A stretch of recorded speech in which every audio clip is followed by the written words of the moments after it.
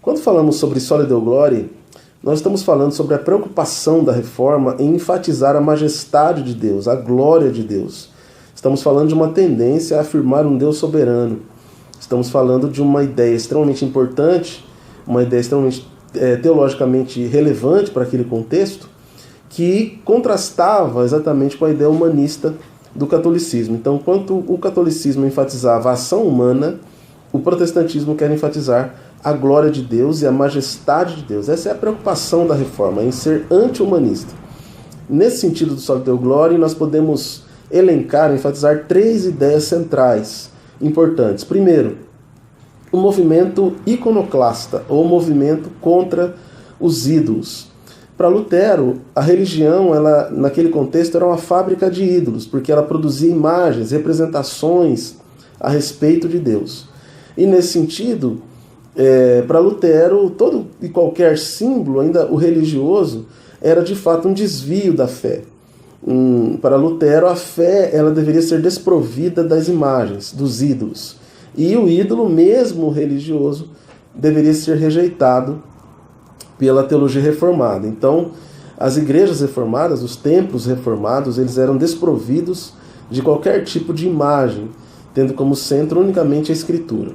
Um segundo ponto importante, que advém exatamente desse primeiro ponto, é a teologia da cruz, ou a ideia de que o homem só pode conhecer a Deus pela cruz, por Cristo, pela encarnação.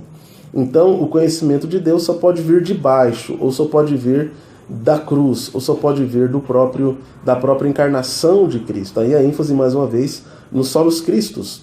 E terceira ideia fortíssima da Reforma é a ideia da providência e da predestinação. Então, para Martinho Lutero e para a teologia reformada,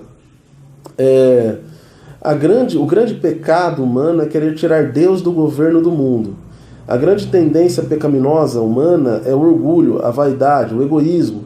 Portanto, querer ser livre, buscar a sua própria liberdade, na verdade é não tolerar um Deus soberano.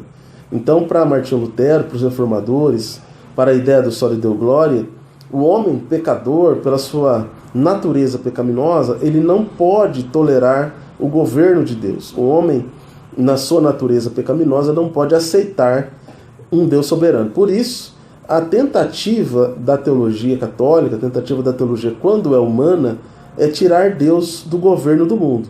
Uma vez que o homem não aceita outro governo a não ser o seu autogoverno, a sua autonomia, a sua própria lei. Por isso o livre-arbítrio para Lutero é um grande atentado, é um grande problema, é uma grande heresia, e essa seria a essência da própria natureza caída, pecaminosa do ser humano.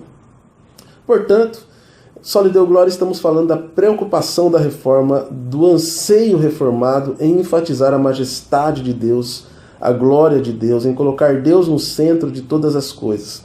Isso pode se resumir a 3 ideias: o movimento iconoclasta, a teologia da cruz e a ideia da providência e da predestinação.